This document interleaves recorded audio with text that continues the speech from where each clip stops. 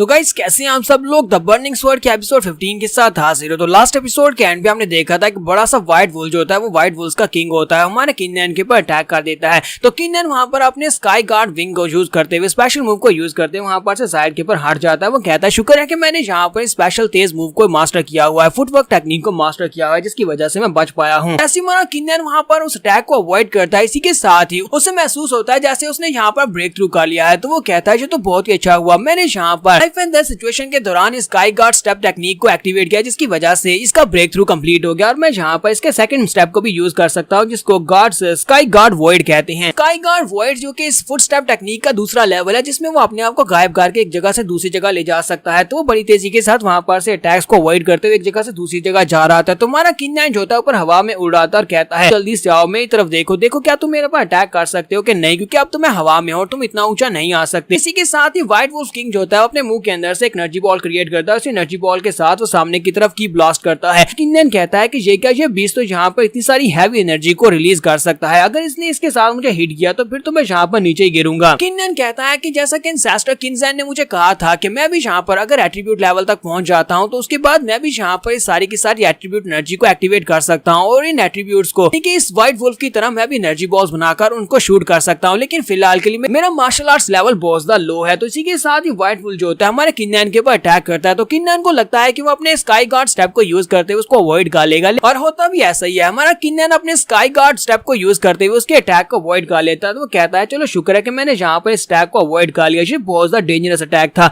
अगर ये अटैक यहाँ पर मेरी बॉडी के साथ हिट होता तो फिर तो मैं यहाँ पर बहुत ही बुरी तरह से मरने वाला था, क्योंकि ये शुक्र है कि ये एक वुल्फ है, यानी एक बीस्ट है और जो अपनी एनर्जी को कंट्रोल नहीं कर सकता, ये सिर्फ एक ही डायरेक्शन में अटैक कर सकता है। लेकिन इसी के साथ ही उसके मुंह से निकली हुई की एनर्जी जो होती है वो पीछे की तरफ आती है, यानी कि हमारे किन्नन के पीछे चले जाने के बाद वो वापस मुड़ती है और हमारे किन्नन की पीठ की तरफ आगे बढ़ती है। किन्नन कहता है ये तो बिल्कुल भी अच्छा नहीं है, ये एनर्जी तो वापस आ रही है और इस बार स्काई गार्ड स्टेप को यूज करने का मौका नहीं मिलता और बैक साइड से आकर वो एनर्जी हमारे किन्नन की कमर के ऊपर हिट होती है, जिसके साथ ही हमारा किन्नन जख्मी होने के बाद ग्राउंड के ऊपर गिर जाता है। वो आसमान से ग्राउंड के ऊपर आकर गिरता और कहता है कि लगता है कि सब कुछ खत्म हो गया, अब मैं यहाँ पर मरने वाला हूँ। तो जब वो ग्राउंड के ऊपर गिर जाता है, इसी के साथ उसकी तलवार के अंदर से एल्डर किन्जन बाहर निकलते हैं और कहते हैं कि बेटे मैं यहाँ पर तुम्हारी मदद करता हूँ। तो एल्डर किन्जन बाहर निकलने के बाद अपनी कुछ एनर्जी जो होती है वो उसको देते हैं और कहते हैं कि चलो जल्दी से उठकर खड़े हो जाओ और शूरा ब्लड स्वॉर्ड टेक्निक को यूज करते हुए इस बड़े से वुल्फ को मार डालो। किन्नन उठकर खड़ा हो जाता है और कहता है कि एल्डर आपका बहुत बहुत शुक्रिया, मैं यहाँ पर इस तलवारबाजी की टेक्निक को यूज करते हुए इस बड़े से मॉन्स्टर को मार दूंगा। किन्नन कहता है कि अब जबकि मास्टर किन्जन की पावर्स मेरे साथ मर्ज हो चुकी हैं तो मुझे महसूस हो रहा है जैसे कि मैं बॉडी रिफाइनिंग के पीक तक पहुंच चुका हूं और मेरी बॉडी के अंदर मुझे जबरदस्त पावर महसूस हो रही है। इतनी सारी की इंपैक्ट की वजह से मुझे लगता है कि मैं शूरा ब्लड स्वॉर्ड्समैन टेक्निक के सेकंड लेवल को भी एक्टिवेट कर सकता हूं। तो चलो भी ठीक है, इस बड़े से वुल्फ किंग के ऊपर इसको यूज करके देखते हैं। तो हमारा किन्नन अपनी तलवार को उठाता और बड़े से वुल्फ किंग के ऊपर अटैक करने के लिए आगे बढ़ता है, जबकि वुल्फ किंग जो होता है वो भी उसके ऊपर अटैक करने के लिए आगे बढ़ता है। वो अपना बड़ा सा मुंह खोलकर उसे मारने के लिए उसके करीब पहुंच जाता है, जबकि हमारा किन्नन बड़ी तेजी के साथ उसके मुंह के ऊपर तलवार चलाते हुए पीछे की तरफ घूम जाता है और साथ ही उसकी गर्दन काट जाता है। तो उसकी गर्दन के ऊपर कट लगने की वजह से बड़ा सा वुल्फ जो होता है वो ग्राउंड के ऊपर गिर जाता है, उसका बहुत सारा ब्लड बहता है और वो मर जाता है। तो हमारा किन्नन कहता है कि चलो शुक्र है कि मैंने इस बड़े से वुल्फ को मार दिया। व्हाइट वुल्फ को मारना मेरे लिए काफी ज्यादा मुश्किल था, अगर यहाँ पर एल्डर किन्जन मेरी मदद नहीं करते तो फिर तो मैं बिल्कुल भी नहीं बच पाता। लेकिन मुझे यहाँ पर यह महसूस हो रहा है कि मैंने यहाँ पर अगर कुछ और मॉन्स्टर्स को मारा तो हो सकता है कि मैं बॉडी रिफाइनिंग के 7th लेवल पर ब्रेक थ्रू कंप्लीट कर लूं। तो ये इसका मतलब यह है कि यहाँ पर आना बहुत ज्यादा बेनिफिशियल रहा, इस ट्रिप का फायदा हुआ है। और इसी के साथ ही वो आगे बढ़ता है, जाकर उस बड़े से व्हाइट वुल्फ के सर के ऊपर जो सींग लगा होता है उसको काटने लगता है और कहता है मेरी रिंग अभी इतनी बड़ी नहीं है कि मैं इतने बड़े जायंट से वुल्फ को अपनी रिंग के अंदर रख सकूं। हालांकि इसकी पूरी की पूरी बॉडी यहाँ पर खजाना है, इसको बेचा जाए तो बहुत सारा पैसा मिलेगा, लेकिन रिंग के अंदर इतनी स्टोरेज नहीं है और मैं फिलहाल के लिए इसका सींग अपने पास रख लेता हूँ, इसी को जाकर बेचूंगा या फिर इसके साथ ब्लड क्लॉटिंग पिल बना सकता हूँ। किन्नन उसका सींग उतार के रख लेता है और साथ ही एल्डर किन्जन से कहता है कि आपका बहुत बहुत शुक्रिया यहाँ पर मेरी मदद करने के लिए, अगर आप नहीं होते तो फिर मैं मर जाता। तो मास्टर किन्जन उसे कहते हैं तो ये तो बस एक छोटा सा मैटर था। हमारे साथ यहाँ पर मैंने नोटिस किया है कि इस फायर माउंटेन के ऊपर बहुत सारे मॉन्स्टर्स है, जितना ज्यादा तुम अंदर जाते जाओगे उतने ज्यादा पावरफुल मॉन्स्टर्स का सामना करना पड़ेगा, इसलिए मैं चाहता हूँ कि तुम ज्यादा डीप मत जाना, यहीं पर किनारे के ऊपर रहो जहाँ पर लो लेवल के मॉन्स्टर्स का शिकार करो। किन्नन उनसे कहता है कि ठीक है मास्टर किन्जन, जैसा आपने कहा बिल्कुल वैसा अभी मैं प्रैक्टिस करने के लिए जा रहा हूँ। और इसी के साथ वो फिर से वहां पर मॉन्स्टर्स को मारना स्टार्ट करता है और वहीं पर उसे शाम हो जाती है। शाम के वक्त वो एक बोर की डेड बॉडी को उठाता है और कहता है कि मुझे लगता है कि आज के लिए इतना काफी है, मुझे यहाँ पर आग जलानी चाहिए ताकि मैं इस बोर को पका सकूं और इसका मीट खा सकूं। जब वो वहां पर कैंपिंग की तैयारी कर रहा होता है, इसी के साथ उस साइड के ऊपर से चिल्लाने की आवाज आती है। तो वो कहता है कि यहाँ पर क्या हो रहा है, लगता है कि मुझे यहाँ पर कोई और बीस्ट है, जहाँ पर कौन सा पावरफुल बीस्ट है जिसकी आवाज इस तरह की है, साथ में मुझे किसी लड़की की आवाज भी आई है।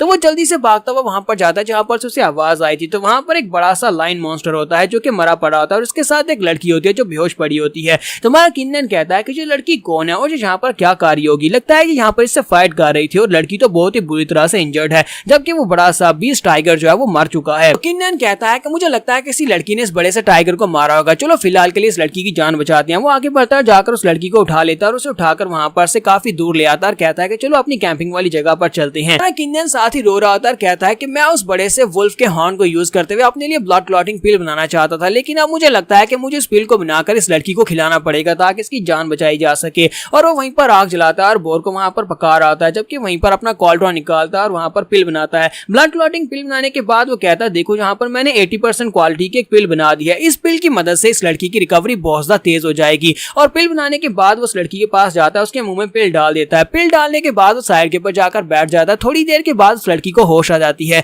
वो उठकर बैठ जाती है, अपना वेपन उठाती है और कहती है कि तुम कौन हो, यहाँ पर क्या कर रहे हो, मेरे साथ क्या करना चाहते हो, तुमने मेरे साथ क्या किया। किन्नन उसे कहता है ओए ओए ओए शांत हो जाओ, तुम यहाँ पर क्या कर रही हो, मैंने तुम्हारी जान बचाई है। अगर मैंने यहाँ पर तुम्हें ब्लड क्लॉटिंग पिल नहीं दी होती तो तुम यहाँ पर मर चुकी होती, अपने जख्मों की वजह से मर जाती। तो तुम्हें यहाँ पर मुझे थैंक यू बोलना चाहिए और ना ही यहाँ पर ज्यादा चलना फिरना चाहिए, आराम से चुप करके बैठ जाओ। जबकि वो लड़की उसकी बात को इग्नोर करते हुए उसे कहती है कि मैं तुम्हारे जैसे ठरकी के ऊपर विश्वास क्यों करूंगी, और अपना वेपन लेकर उसके ऊपर अटैक करने के लिए आगे बढ़ती है। लेकिन साथ ही क्योंकि उसकी बॉडी बहुत ज्यादा वीक होती है और उसे इंटरनल इंजरीज होती है, वो वहीं पर नीचे गिर जाती है और कहती है मुझे बहुत ज्यादा दर्द हो रही है। तो किन्नन कहता है कि बेवकूफ, मैंने तुम्हें कहा भी था कि तुम्हारी बॉडी बहुत ही बुरी तरह से जख्मी है, तुम्हें रिकवर करने के लिए टाइम चाहिए। और वो आगे जाता है, उसे सहारा देते हुए जाकर एक पेड़ के पास बिठा देता है और कहता है कि यहीं पर बैठ जाओ, मैं जाकर चेक करके आता हूँ कि मीट रोस्ट हुआ है या नहीं। लड़की वहीं पर बैठ जाती है और साथ ही शर्मा कर उसकी तरफ देख रही होती है, फिर साथ ही शर्मिंदा होकर उसे कहती है तुम्हारा बहुत बहुत शुक्रिया। तो किन्नन कहता है कोई बात नहीं कोई बात नहीं, और साथ ही वो बैठकर अपना मीट खाना शुरू कर देता है, जबकि वो लड़की उसे भूख लगी होती है।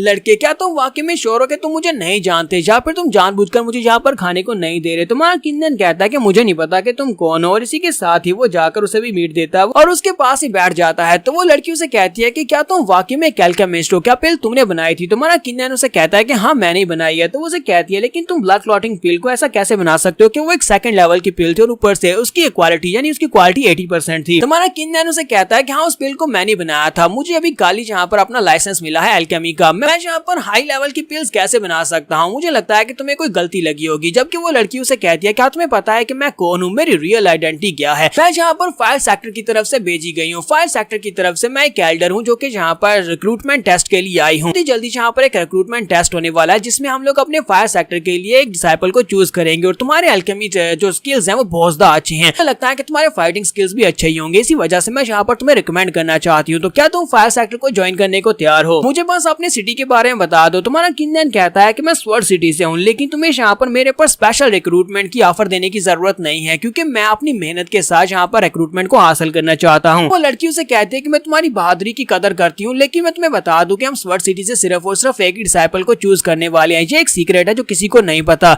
लेकिन क्या तुम्हें लगता है कि तुम बाकी के सभी लोगों के साथ कम्पीट कर पाओगे और क्या उन सभी को पीछे छोड़कर अपने आप को रिक्रूट करवा पाओगे। हमारा किन्नन उसे कहता है तो ये तो बहुत ज्यादा बोरिंग हो जाएगा कि अगर मैं यहाँ पर किसी के साथ कम्पीट भी ना करूँ और इसी तरह सिलेक्ट हो जाऊं, तो मुझे क्या लगता है कि उस दिन बहुत ज्यादा मजा आएगा जब तुम टेस्ट लेने के लिए आओगी। यहाँ पर हम लोग अपने एपिसोड 15 का एंड करेंगे और नेक्स्ट एपिसोड में देखेंगे क्या हमारा किन्नन फायर सेक्टर के रिक्रूटमेंट टेस्ट को पास कर पाएगा या नहीं। तो एपिसोड की एक्सप्लेनेशन अच्छी लगी हो तो कमेंट करके जरूर बताइएगा, चैनल को सब्सक्राइब कर दे, वीडियो को लाइक और शेयर कर दे। शुक्रिया।